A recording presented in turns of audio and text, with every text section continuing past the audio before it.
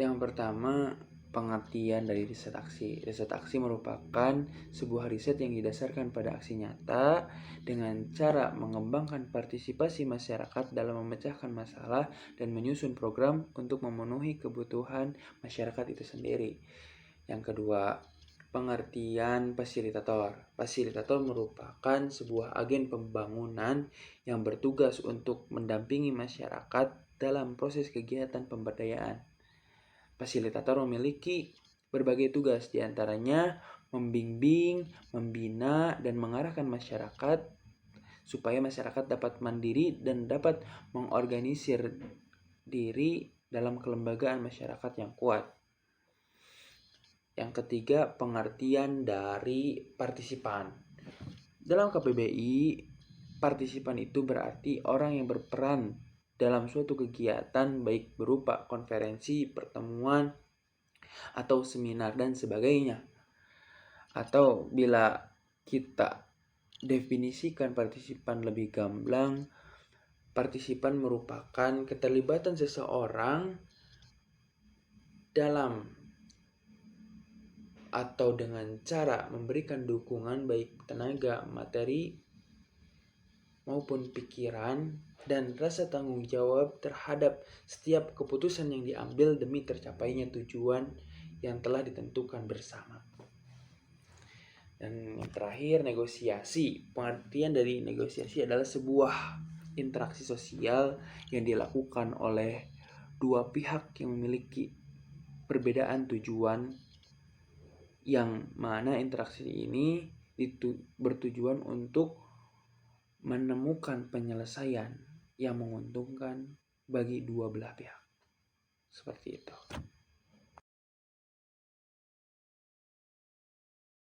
Relasi yang terjadi antara mahasiswa dan masyarakat dalam riset aksi merupakan subjek dengan subjek. Kenapa? Karena pada hakikatnya riset aksi sendiri merupakan sebuah riset yang didasarkan pada aksi nyata dengan cara mengembangkan partisipasi masyarakat dalam penyelesaian masalah dan penyusunan program. Jadi pada hakikatnya kita ini melakukan riset aksi ini untuk kepentingan masyarakat dan membangun kemandirian masyarakat. Maka apabila kita hendak membangun kemandirian masyarakat tetapi kita memposisikan masyarakat sebagai objek, maka itu adalah sebuah kemustahilan. Jadi untuk membangun masyarakat yang mandiri, yang mampu menyelesaikan masalah dan menyusun programnya sendiri, maka dalam proses riset aksinya kita harus memposisikan masyarakat itu sebagai subjek utama, sebagai sentral dari riset aksi itu sendiri.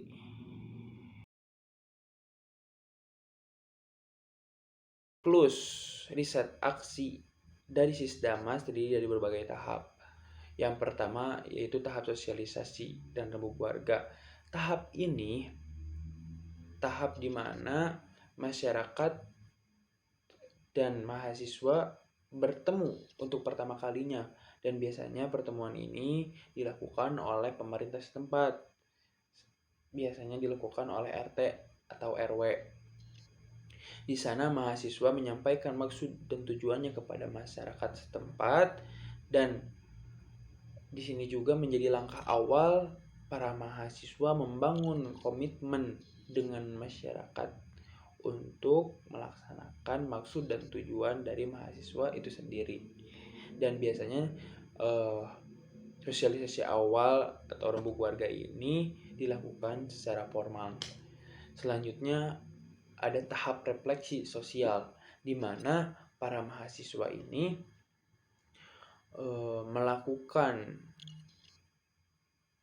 lebih tepatnya mengajak para masyarakat untuk bercermin diri, mencerminkan keadaan sosial yang ada di daerahnya, yang ada pada dirinya, di mana masyarakat mengidentifikasi permasalahan yang dihadapinya, apa sumber masalahnya, dan apa harapan pandangan masyarakat mengenai keadaan sosial. Dan di sini juga mahasiswa menempatkan dirinya sebagai sosok yang tidak mengetahui atau tidak Aduh. Sosialisasi awal. Siklus riset aksi dari Sisdamas memiliki beberapa tahap. Yang pertama, sosialisasi awal dan rembuk warga. Tahap ini adalah tahap pertama kali mahasiswa dipertemukan dengan masyarakat setempat, di mana sosialisasi awal biasanya dilakukan oleh atau diselenggarakan oleh pemerintah setempat seperti RT dan RW. Di sana mahasiswa menyampaikan maksud dan tujuannya datang ke daerah tersebut, dan di sini juga menjadi tahap awal bagi mahasiswa membangun komitmen dengan masyarakat untuk mencapai tujuan dan maksud mahasiswa itu sendiri. Tahap kedua yaitu refleksi sosial. Tahap ini adalah tahap di mana mahasiswa mengajak masyarakat untuk bercermin diri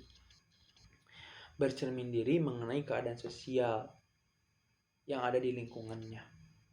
Di sini masyarakat mengidentifikasi berbagai hal terkait keadaan sosial seperti permasalahan yang sedang dihadapi, sumber dari permasalahan, potensi yang dimiliki, lalu pandangan masyarakat mengenai keadaan sosial tersebut, harapan masyarakat, masukan dari masyarakat, dan sebagainya. Dan alangkah baiknya proses refleksi sosial ini dibangun dengan kedekatan emosional antara mahasiswa dengan masyarakat itu sendiri.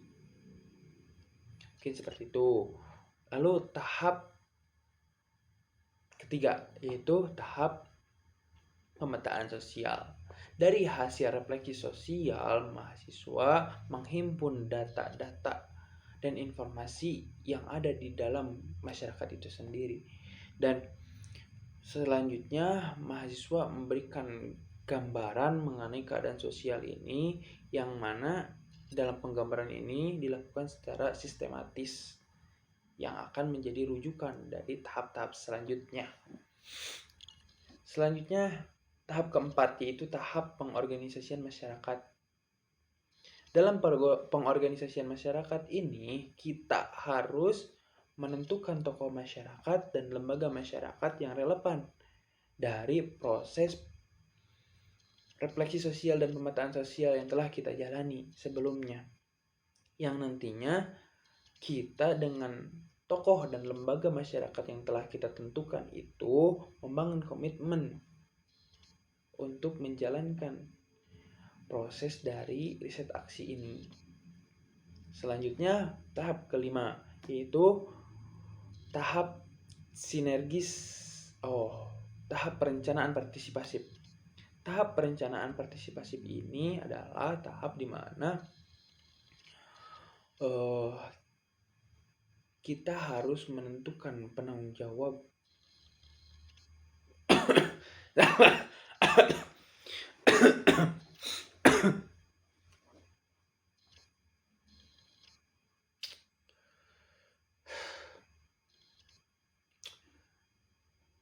siklus riset aksi dari Sisdamas ini memiliki berbagai tahap.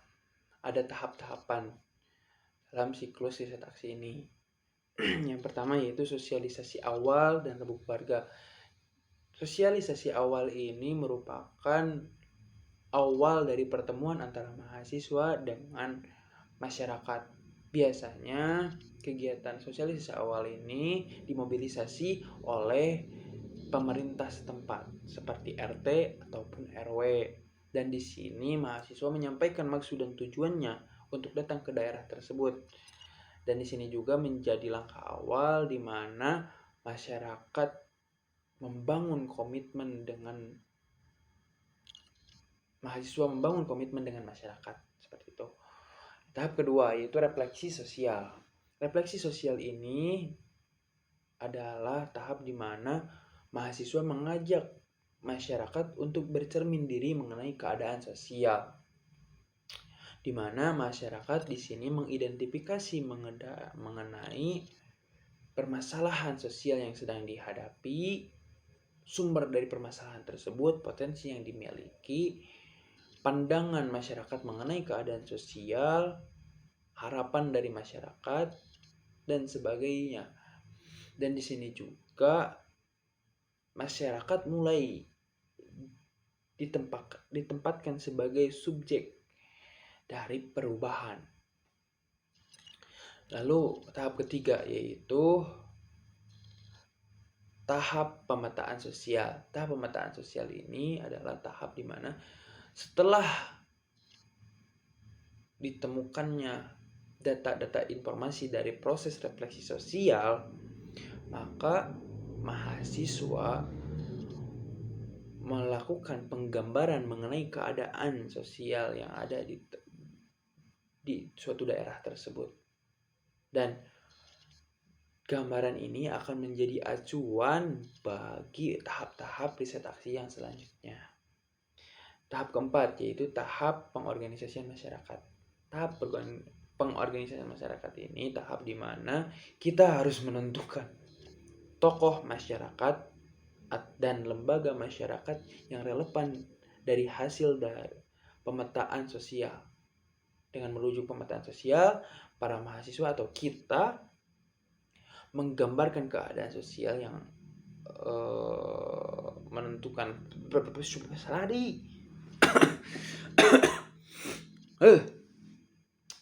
siklus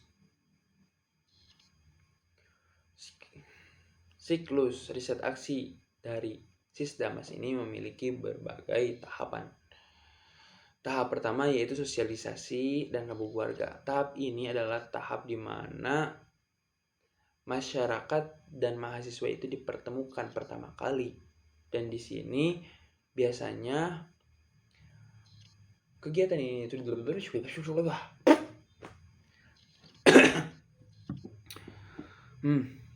siklus riset aksi dari Sisdamas ini memiliki berbagai tahap. Yang pertama, tahap dari sosialisasi awal dan rebut warga.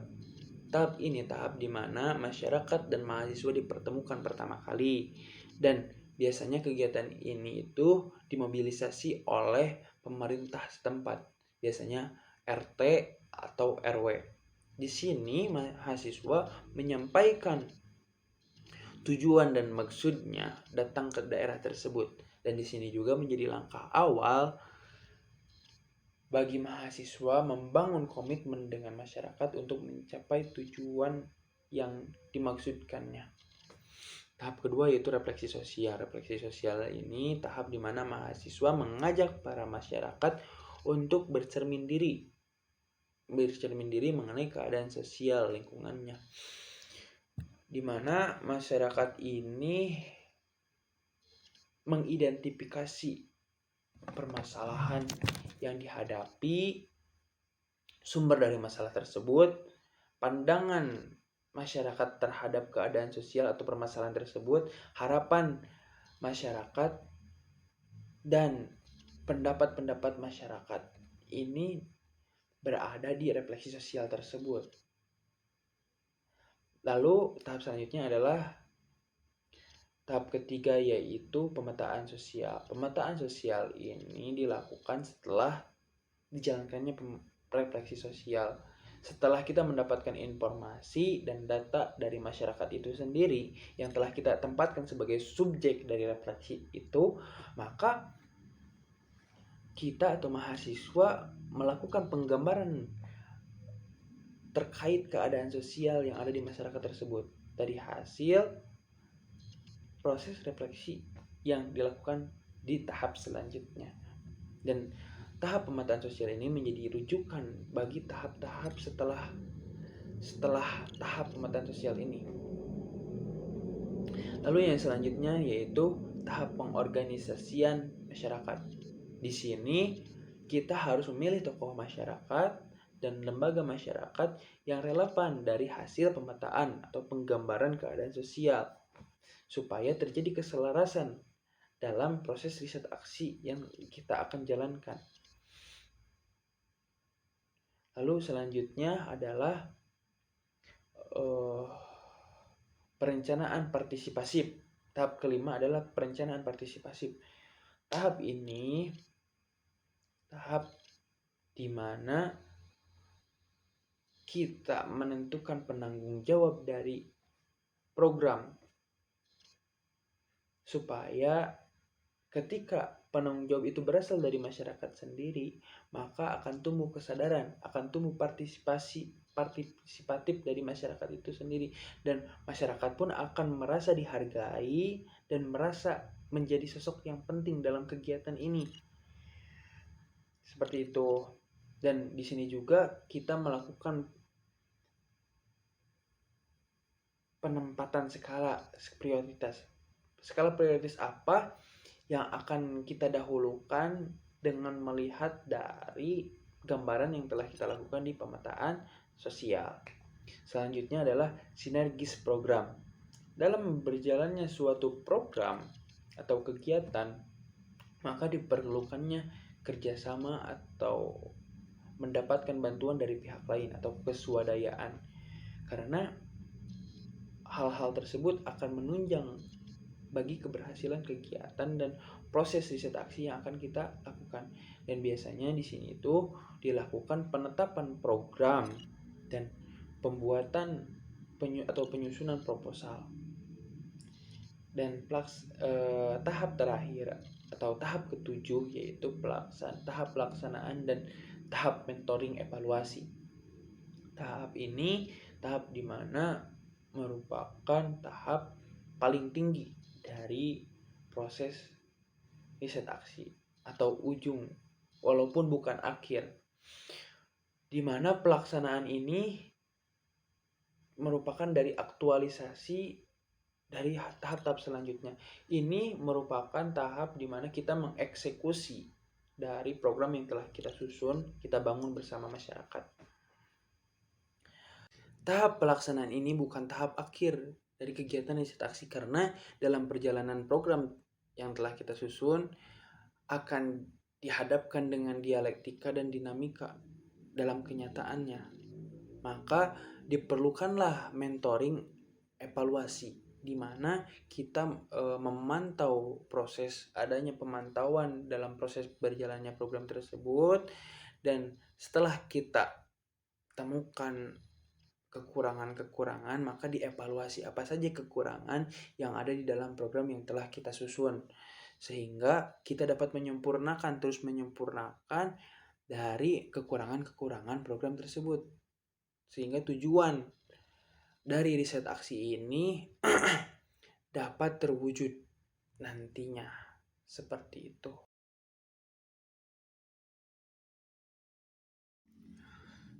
Kisah Nabi Yusuf merupakan kisah yang sangat inspiratif bagi setiap orang yang mempelajarinya. Beliau merupakan seorang pelaku perubahan sosial yang sangat baik, dan beliau berhasil menyelamatkan suatu negeri dari kekeringan yang berkepanjangan. Nah, bila kita mengais pelajaran dari kisah Nabi Yusuf yang dikaitkan dengan pemberdayaan atau riset aksi, maka semua berawal dari mimpi seorang raja Mesir yang melihat 7 ekor sapi gemuk yang dimakan oleh 7 ekor sapi yang kurus, dan raja tersebut juga melihat 7 tangkai gandum yang hijau dan 7 tangkai lainnya yang kering. Nah, dari mimpi tersebut seorang raja pun bertanya kepada para penasehatnya apa arti dari mimpi yang telah dia alami. Namun para penasehat mengatakan bahwa mimpi tersebut tidak ada artinya, kosong. Maka ada perasaan keganjalan yang dirasakan oleh raja tersebut, yang menurutnya ada isi penting dari sebuah mimpi tersebut.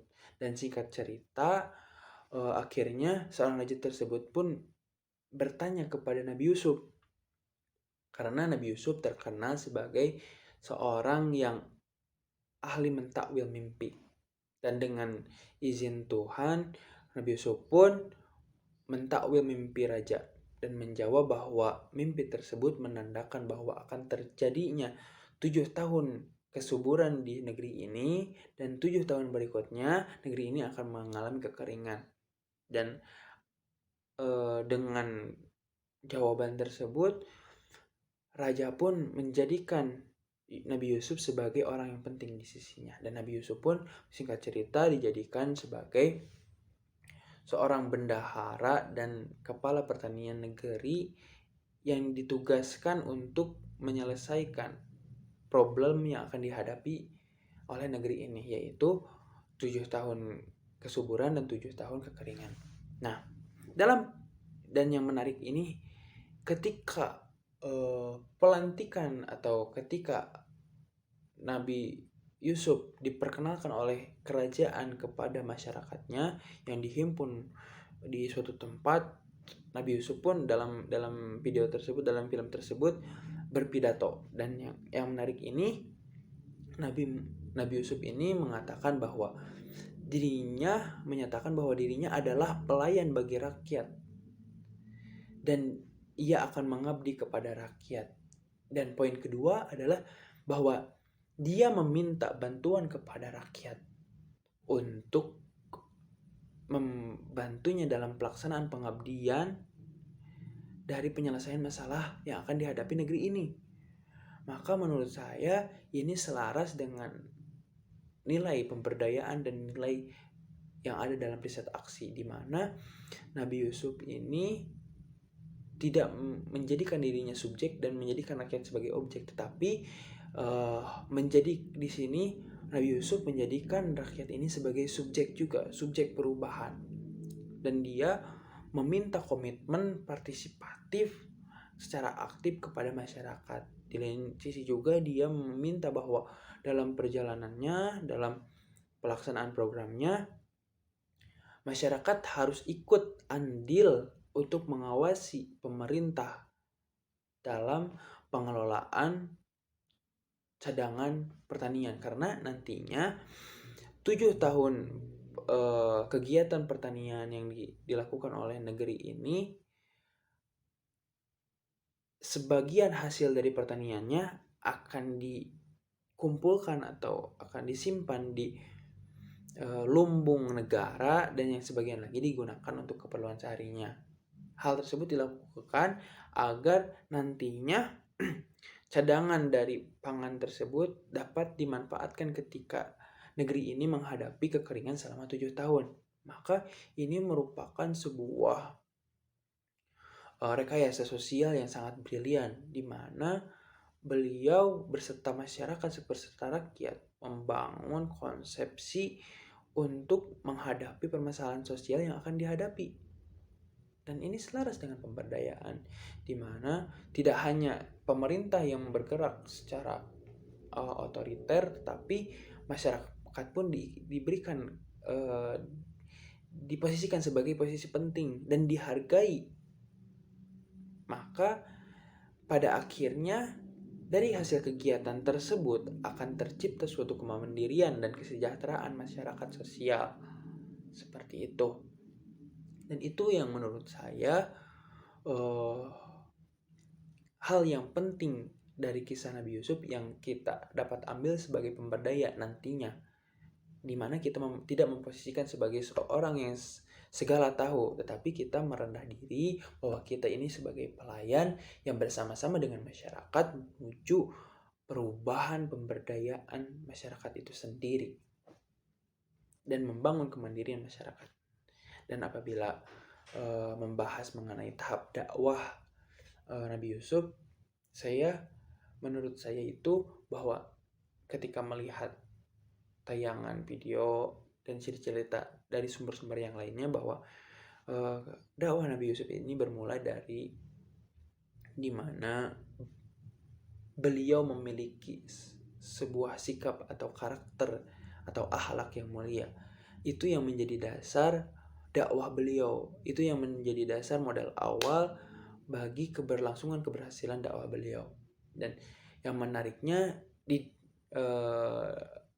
ketika di dalam tahanan penjara pun, beliau yang terpancar dalam dirinya itu adalah kebijaksanaan dan kearifannya, di mana beliau mendakwahkan nilai-nilai keagamaan kepada teman-teman yang sesama tahanannya. Dan setelah ia keluar, tahap selanjutnya beliau ketika diberi kekuasaan dan mendapatkan kesempatan untuk memiliki otoritas penting di suatu negeri, maka beliau berdakwah dengan kekuasaan tersebut.